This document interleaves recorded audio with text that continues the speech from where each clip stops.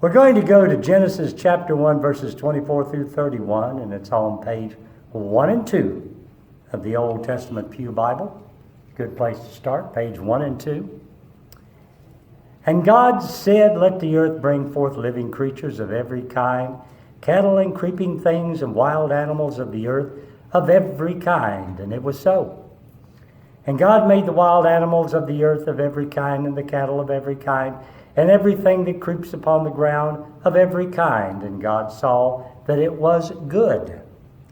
Then God said, "Let us make humankind in our image, according to our likeness, and let them have dominion over the fish of the sea, and over the birds of the air, and over the cattle, and over all the wild animals of the earth, and over every creeping thing that creeps upon the earth." So God created humankind in His image. In the image of God He created them. Male and female He created them. God blessed them, and God said to them, "Be fruitful and multiply, and fill the earth, and subdue it, and have dominion over the fish of the sea, and over the birds of the air, and over every living thing that moves upon the earth." God said, "See, I have given you every plant yielding seed that is upon the face of all the earth, and every tree with seed in its fruit. You shall have them for food. And to the very beast of the earth, and to every bird of the air, and to everything that creeps on the earth, everything that has breath in it, I have given every green plant for food." And it was so. God saw everything that He had made, and indeed it was very good. And there was the evening, and there was the morning, the sixth day. You know, Oldham County still has a lot of farmland, although not near as much as it used to have years ago. And in the years ahead, I can pretty much bet that it'll be a whole lot less than it is right now. Urbanization. Well, creation was the theme of camp this year, especially concerning our duties and our obligations to God's creation. And our scripture tells us that God gave us dominion over all of the earth, over all of the fish in the sea, birds in the air, and over every living thing that moves upon the earth. Verse 28. However, with that gift, it also tells us that we have the duty to exercise good stewardship, proper use of those resources. It's necessary, it's beneficial, not just for Oldham County, or the state of Kentucky, or even the United States. The whole world has to eat. But more importantly, it's also our obligation as believers to be responsible to God for taking care of His creation. That's what He told us in this chapter from Genesis. I'm giving you dominion over it. You're the caretakers. Now, I want to understand this right now, right off the bat. This is not a plea for everybody to become a tree hugger. If you want to go out and hug a tree, then go hug a tree. And that little spider that's running around up here can't make up his mind which way he wants to go. I do advise you, if you're going to go out and hug a tree, please be aware of bugs and splinters. But otherwise, that's your choice. I'm simply stating the common sense obvious. We can't produce enough food to feed the world, and a lot of people are going to end up hungry. And this world is the only world we have to live in, and if we don't use it wisely, we got a problem, right? But our track record as far as human beings is not a very good one. We almost destroyed the bison, the American buffalo, and only after considerable effort have the herds been rebuilt to the point that we can safely say that the bison is no longer an endangered species. In fact, our own bald eagle came very close to extinction. Worldwide, elephants and tigers are now in very serious trouble, and there's a good possibility they'll become extinct if something isn't done to prevent that from happening. Coyotes, wolves, and bears have now been spotted in areas where they have never ventured into before, including the black bear that got hit recently by someone when it wandered out into the road here in Kentucky. Animals forced to abandon their natural homes by deforestation and construction on the lands that they formerly called their dwelling place have now ventured into new territory in search of food. They got to eat. And a lot of it's because of what we've done to the environment. Now, some of this is unavoidable. All right? Again, I'm not saying everybody needs to be a tree hugger. Some of it is unavoidable. If we're going to survive as mankind, we've got to have a way to eat. We've got to have a place to live and all of this. And some of it is avoidable. One research done by Virginia Tech and Davidson College discovered that over a period of time in the Florida Everglades, the number of raccoons disappeared by 99.3%. The number of opossums, or as we like to say in the country, possums, decreased by 98.9%. The number of bobcats decreased by 87.5%. And the number of sightings of rabbits or foxes, which were once plentiful, have just about disappeared totally. And what's the reason? Snakes. You got it. People who had Burmese python snakes for pets. When the owners found out that the snake had gotten too big for the bathtub, they decided to do the humane thing. They took it out and turned it loose in the Everglades. Now, they have no natural enemies. Burmese pythons are not indigenous to the United States. Oh, occasionally an alligator will get a hold of one. But that's when they're small. If they're large enough, they can eat an alligator and have. And snakes do have to eat. So what does a 20-foot long, 200-pound plus snake eat? Anything it wants. That's exactly right. And without a natural enemy in a near-perfect climatic environment, they have grown and multiplied. In a few years, they took over the southern part of the Everglades. They're now moving northward, completely consuming the Everglades. They've started going into neighboring areas on the fringe of the Everglades in order to find food as well. What they have found when they go into those areas are farm animals, dogs, and cats. So, I mean, hey, you're hungry, something's got to go. And consider, for example, it hasn't happened yet, thank God, that a young child, say a toddler, a 20-foot long, almost 200-pound snake, could describe a child like that in 2 words: bite size. And in their natural habitat, these snakes have been known to swallow a full-grown adult.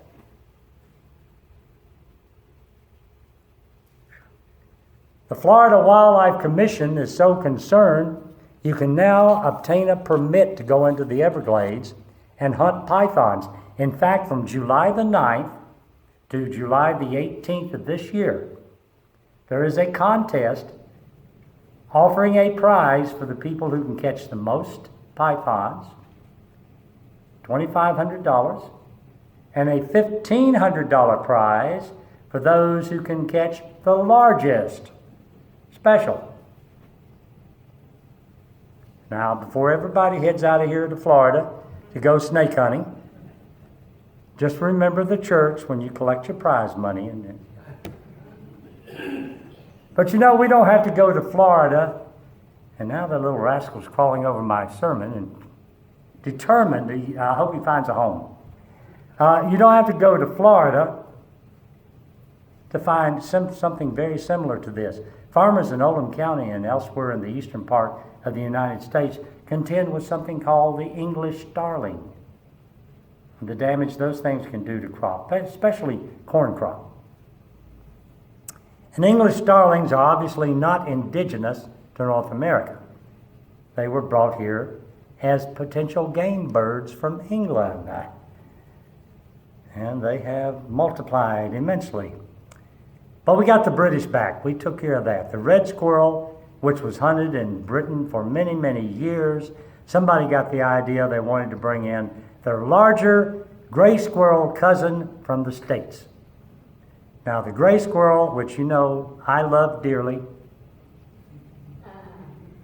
I declared war on those rascals about 3 or 4 years ago after they tore up my truck.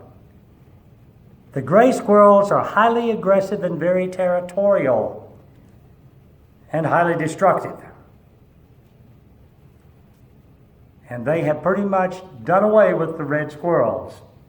So now they have all of these aggressive gray squirrels in England, and they're losing their red squirrel population. And we can go on and on about all the damage we've done when we start messing around with Mother Nature, right? Remember those TV commercials from years ago? It's not nice to fool Mother Nature. See, God gave us a trust. God gave us dominion over the creatures of the earth to be used for our survival. The Bible never told us that deer hunting was a sin. It does tell us that wasting our resources is a sin. You know, and there's a big difference between a tree hugger and a conservationist. 2 Corinthians chapter 9, verse 6 tells us, the point is this: the one who sows sparingly will also reap sparingly, and the one who sows bountifully will also reap bountifully. And that statement echoes several other passages found in the Old Testament. Job chapter 4, verse 8, as I have seen, those who plow iniquity and sow trouble reap the same. And Obadiah chapter 1, verse 15. But you don't hear very many quotes from Obadiah, do you? The day of the Lord is near against all nations, and as you have done, it shall be done unto you, for your deeds shall return on your own head. Or simply put, from Galatians chapter 6, verse 7, do not be deceived, God is not mocked, for you reap whatever you sow. And our actions towards our environment have done considerable damage. Considerable damage. And also, it's true of our stewardship of each other. You see, we forget sometimes that we are a part of creation as well. The question I put to the kids when I did the morning watch on Friday morning: what was created on the sixth day? Who knows? What was created on the sixth day? Mankind. Humanity was created on the sixth day. So we are a part of God's creation. And in the same way, When we have a stewardship of the world and a stewardship over all of God's creation, we have a stewardship of each other as well. And when we abuse, misuse, hurt, and harm other people, we're harming God's creation. No different from killing buffalo just to see how many you can kill. It's one and the same. That was the point we wanted to make sure these kids understood. See, all actions, even small ones, have consequences. And that's true of our stewardship of nature and our behavior towards each other. Even the smallest action. Sticks and stones can break my bones, but words can never harm me. Oh, really? People have died. People have committed suicide because of what somebody else said to them. Yes, they can harm you. They certainly can. And the owners of those pythons who turned them loose in the Everglades thought they were doing the right thing. They were putting the snakes back in a wild environment. They'll be happy there. Yeah, they're happy there, all right. Yeah, they're thriving. They're tickled to death. Yeah. You see, understand bad decisions in some degree are unavoidable. None of us have a crystal ball to see the future. We don't know how all things will end. We can have a good idea based on our past experiences and on our accumulated knowledge, but how many times have our judgments proven to be wrong? And as hard as we try, we may not always end up doing the right thing. We just have to do the best we can. If we get something wrong, we get it wrong. Sure, we will. That's what God's grace is all about. As humans, we don't have the ability to see the future as clearly as He does, and we don't have the wisdom that He does, so we're prone to human mistakes.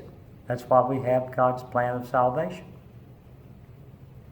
But it's like this. The central message of the Old Testament and the New Testament both is that whatever we do, there is a price we have to pay. And I quoted those scriptures from Old and New Testament. You reap what you sow. Whatever you do, there's a price that you pay. The good we do or the bad we do, we pay a price. And look at the price we've already paid for what the damage that we have done to our environment. Look at the price we paid for the damage we have done in the way we treat each other. Pastor David Jamieson, in an address to the Canadian University College alumni, pointed out these facts concerning mankind's track record in its stewardship of this planet. 1/2 of the forest that originally covered 46% of the world's land surface now no longer exists. At least 10% of all species of animals in this world will be extinct within 50 years. 60% of the world's coral reefs, which contain up to 1/4 of the world's marine species, will be lost within the next 40 years. 800 million people on this planet are malnourished. 200 million of them are children. See, our track record as a human species in taking care of God's creation, which God put us in charge of, is a lousy record. But there are some things we can do. We can't replace all the forest that had been destroyed, but we can plant a tree, or we can plant a flower garden, or we can plant a bush. 1 ton of recycled plastic can save up to 2,000 gallons of gasoline because plastic is an oil byproduct. So the oil used to make plastic could be used to make gasoline. Production of recycled paper uses 80% less water, 65% less energy, and produces 95% less air pollution than the production of new paper. Approximately 60% of what's in the dumps, trash dumps, according to the government, could have been recycled. See, most of us grew up in the post-Depression, post-World War II era. And people that have been through hard times learn to waste not, want not. You heard that from your parents, right? Heard it from mine many a time. Waste not, want not. You know, don't throw it away today. You might need it tomorrow. My dad was a pack rat. And that's the motto he lived by. Don't throw it away today. You may need it tomorrow. Guarantee if you throw it away today, you will. But I can tell you this much, if he needed a 3-inch long, 1/2 inch diameter, hex head, coarse threaded carriage bolt with a nut and washer, he knew exactly where he could find it. And I'm sure some of you know people, possibly your own fathers, possibly yourself, that are just about the same. And it's a merit to being frugal and resourceful. But there's some people that do go to extremes. There are hoarders. We know that. But being conservative and protecting what you have is not bad, and it makes sense. However, today's generation is known for its disposable mentality. And that's the message we were trying to get across to campers. This attitude to use it one time and then just throw it away. It started coming into our society from about the 1950s and early 60s. And it is responsible for many of today's problems, because so much of the trash that we have out there is a byproduct of this disposable attitude that we've developed towards our resources. Good stewardship of the earth that God created and gave us dominion over, and described in the Genesis chapter that I read, requires us to use God's resources wisely. And God's not telling us we can't go and cut down a tree to have wood to build a house. That's why the trees are there. He's simply telling us you don't go cut down the whole forest and waste the wood that you cut down. I know there's another expression that a lot of us heard when we were children growing up. Take what you want, but use what you take.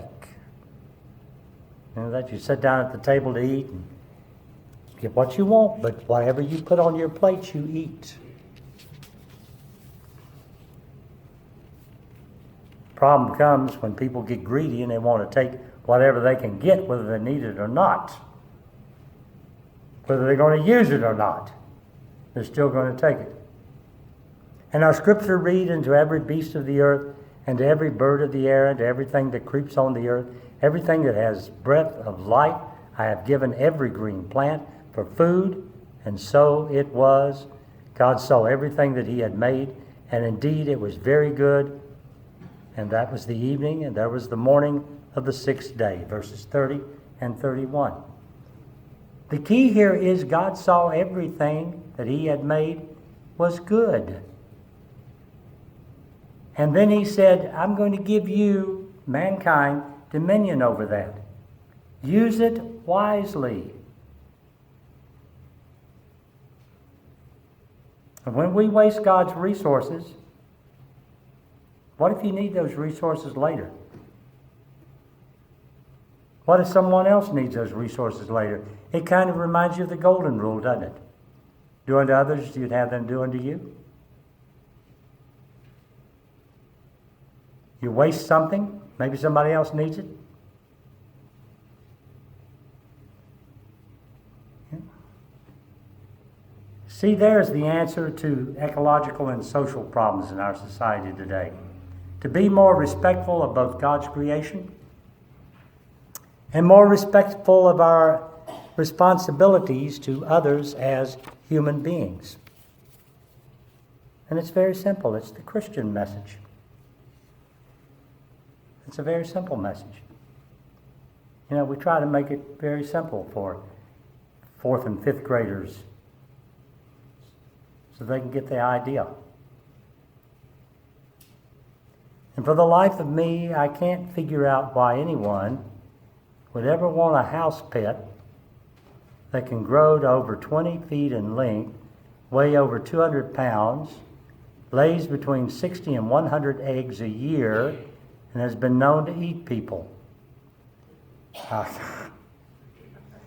To each his own, but not in my house, buddy.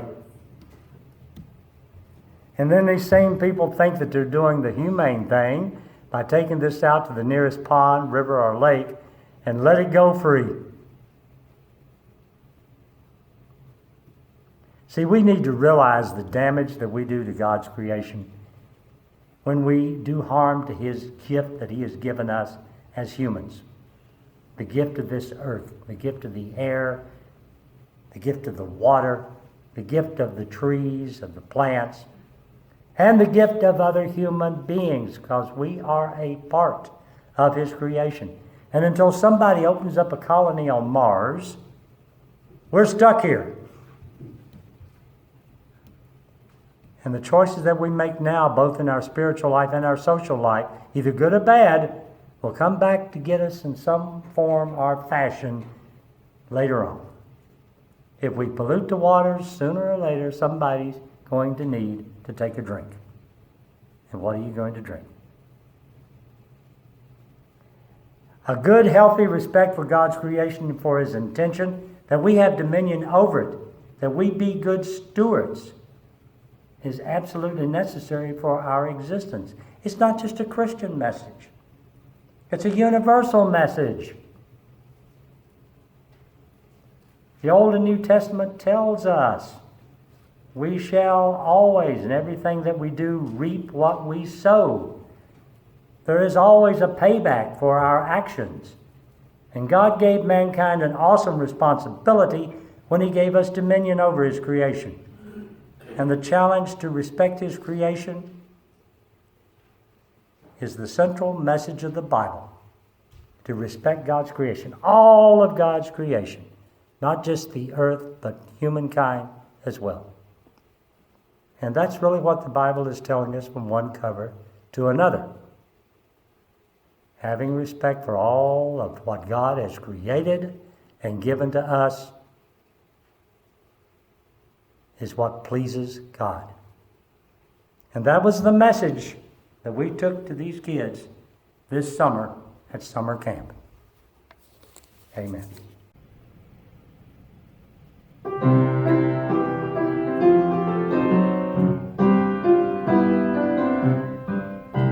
I've got good reason to be happy today. The Lord took all my cares away. I can't help singing, what a wonderful day, since I found the Lord. I've got no reason to be gloomy and sad. I found such joy as I've never had. The bells are ringing and they're making me glad, since I found the Lord. And oh, such friends, I never knew such a friendship till I met the people of the Lord. Never had such friends, how they love one another and walk together in sweet accord. I've got good reason to be happy today. The Lord took all my cares away. I can't help singing, what a wonderful day, since I found the Lord. It's a wonderful, wonderful, wonderful, wonderful day.